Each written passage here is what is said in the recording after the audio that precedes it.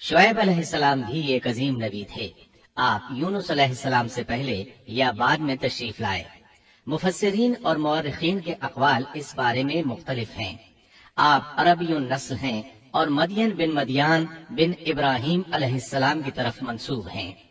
आप जिस शहर में मबूस हुए उसका नाम मदियन था, या फिर ये उस कबीले का नाम था जो उस बस्ती में आबाद था। मदियन का ये शहर मशहूर शहर माआन के करीब ही था। आजकल ये उर्दन में है। माआन कौम लूत के बुहैरा के करीब था। बुहैरा की हकीकत ये है कि जब अल्लाह ताला ने जिब्रील अलैहिस्सलाम को हुक्म दिया कि लूत अलैहिस्सलाम की कौम पर तबाही नाजिल करें, इस बस्ती को ऊपर उठाकर औंधा गिरा दें, उन्होंने इस बस्ती को तहोबाला कर दिया, तहस नहस कर दिया, तो इस बस्ती को बुहैरा कहा जाने लगा, यानी लूत अलैहिस्सलाम की बस्ती के खंडरात। ये बुहैरा बाहर मुर्दार के करीब ही वाक़ है।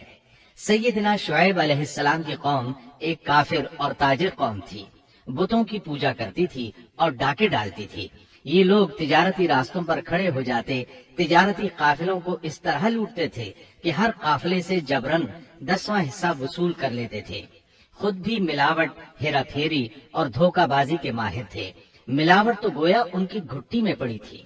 तमाम अंबियाए किराम अलैहिमुस्सलाम की जिम्मेदारी होती है कि लोगों को खालिस अल्लाह की इबादत की तरफ बुलाएं, दुरुस्त अमाल और सही अकायद की तरफ उनकी रहनुमाई करें।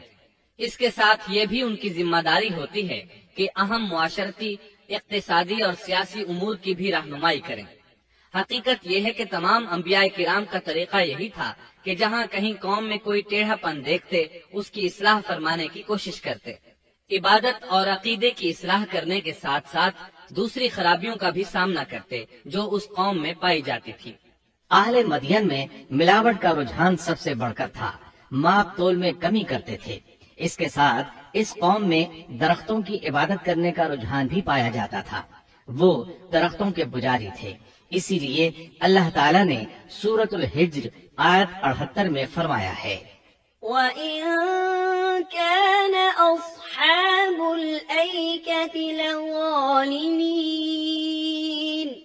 और बेशक ऐका वाले भी बड़े जालिम थे। इसी तरह सूरत शुआरा आयत 176 में बारी ताला फरमाते हैं, कज़्ज़ब अस्हाबुल ऐकतिल मुरसलीन, ऐका वालों ने भी रसूलों को झुटलाया। इस कौम ने तो सिर्फ शुएब अलैहिस्सलाम की तकज़ीब की थी, फिर अल्लाह ताला ने रसूलों की तकज़ीब क्यों फरमाया? इसका जवाब यह है कि एक रसूल और नबी की तकज़ीब तमाम अंबियाए किराम की तकज़ीब है, क्योंकि सब अंबियाए किराम की दावत एक है। सब के सब एक ही दावत देते रहे हैं, सबका एक ही ऐलान था, अनिअबुदुल्लाह वत्तक़ूहु वअतीऊन, तुम अल्लाह की इबादत करो और उसी से डरो और मेरा कहना मानो। ये थी तमाम अंबियाए किराम की दावत। अल्लाह सूरतुल आराफ आयत 59 में फरमाते हैं, उअबुदुल्लाह मा लकुम मिन इलाहिन गैरुह, तुम अल्लाह की इबादत करो, उसके सिवा तुम्हारा कोई माबूद नहीं। मतलब ये कि तमाम अंबिया की दावत एक ही थी। अब जो आदमी सिर्फ एक नबी को झुटलाता है, उसकी तालीमात से कुफ्र करता है, तो गोया वो सबको झुटलाता है, सभी की तालीमात से इनकार करता है। यही वजह है कि अल्लाह ताला ने फरमाया, ऐका वालों ने रसूलों को झुटलाया, बावजूद इसके कि उन्होंने सिर्फ एक रसूल को झुटलाया था। शुएब अलैहिस्सलाम ने कौम को दावत देनी शुरू की।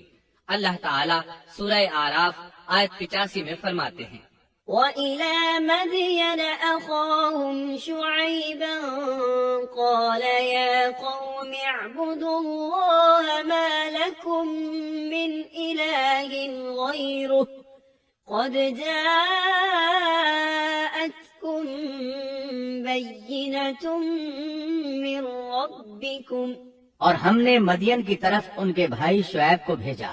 उन्होंने फरमाया, ऐ मेरी कौम, तुम अल्लाह की इबादत करो, उसके सिवा तुम्हारा कोई माबूद नहीं। तुम्हारे पास तुम्हारे परवरदिगार की तरफ से वाज़ेह दलील आ चुकी है। सब के सब अंबियाए किराम मोजज़ात के साथ तशरीफ लाए हैं। अगर मोजज़ात न होते तो लोगों को कैसे पहचान होती कि वो हक पर हैं? معجزات نہ ہوتے تو ہم ایک سچے نبی اور نبوت کے جھوٹے مدعی کے درمیان فرق کیسے کر سکتے تھے؟ نبی برحق تو معجزات لے کر آتا ہے، دنیا میں کوئی نبی ایسا نہیں آیا جو معجزات لے کر نہ آیا ہو۔ معجزے کی تعریف میں علماء لکھتے ہیں، المعجزة أمر خارق للعادة شيء لا يستطيعه البشر وليس من صنع البشر۔ معجزہ اس خلاف عادت امر کو کہتے ہیں جو انسانوں کی طاقت سے بالا ہو اور اس میں کسی آدمی کا عمل دخل نہ ہو، یعنی جس کو پیش کرنے سے انسان عاجز ہو۔ عاجز کرنے والی وہی چیز ہوتی ہے جو زمینی قوانین اور ضوابط کے خلاف ہو، مثلا مردوں کا زندہ کرنا، پہاڑوں کو چیر کر اونٹنی کا نکل آنا، لاٹھی کا سانپ بن جانا، چاند کا 2 ٹکڑے ہونا اور دیگر معجزات۔ مختصر یہ کہ جو نبی دنیا میں تشریف لائے کوئی نہ کوئی معجزہ ضرور ساتھ لائے تاکہ لوگ ان کی سچائی پر ایمان لے آئیں۔ اگر کوئی شخص نبوت کا دعویٰ کرے اور ہاتھ کی صفائی سے کوئی شعبدہ دکھائے تو وہ معجزہ نہیں ہے۔ معجزہ ہونے کے لیے چند شرائط ہیں۔ نمبر 1، وہ کام خلاف عادت ہو، قوانین فطرت کو توڑنے والا ہو۔ نمبر 2، اس کام کو اللہ کسی نبی یا رسول کے ہاتھوں پر ظاہر کرے۔ نمبر 3، عورتوں سے ظاہر نہ ہو، اس لیے کہ انبیاء سب کے سب مرد تھے۔ اللہ تعالیٰ سورہ یوسف آیت 109 میں فرماتے ہیں، وما أرسلنا من قبلك إلا رجالا۔ آپ سے پہلے ہم نے جتنے رسول بھیجے سب مرد ہی تھے۔ نمبر 4، اس معجزے سے وہ دوسروں کو چیلنج بھی کرے کہ مخالفین میں سے کوئی ایسا کر کے دکھائے، چاہے سب مل کر دکھائیں، مطلب یہ کہ وہ معجزہ سب کے لیے چیلنج ہو۔ شعیب علیہ السلام نے بھی اپنے معجزے کے ذریعے اپنی قوم کو چیلنج کیا۔ اللہ تعالیٰ ان کی زبان سے سورہ آراف آیت 85 میں فرماتے ہیں، قد جاءتكم بينة من ربكم۔ تمہارے پاس تمہارے رب کی طرف سے واضح دلیل آ چکی ہے۔ شعیب علیہ السلام ایسے واضح اور روشن امور ان کے سامنے پیش کرتے ہیں کہ جن پر عمل پیرا ہو کر وہ دنیا و آخرت میں فلاح پا سکتے تھے۔ سورۃ الاعراف آیت 85 میں ہے، فأوفوا الكيل والميزان ولا تبخسوا الناس أشياءهم ولا تفسدوا في الأرض بعد إصلاحها ذلكم خير لكم إن كنتم مؤمنين۔ بس تم ناپ تول پورا کیا کرو اور لوگوں کو ان کی چیزیں کم کر کے مت دو، اور روئے زمین میں اس کے بعد کہ اس کی درستی کر دی گئی فساد مت پھیلاؤ، یہ تمہارے لیے فائدہ مند ہے اگر تم تصدیق کرو۔ اللہ تعالیٰ سورۃ الاعراف آیت 86 میں فرماتے ہیں، ولا تقعدوا بكل صراط توعدون۔ اور تم سڑکوں پر اس غرض سے مت بیٹھا کرو کہ اللہ پر ایمان لانے والوں کو دھمکیاں دو۔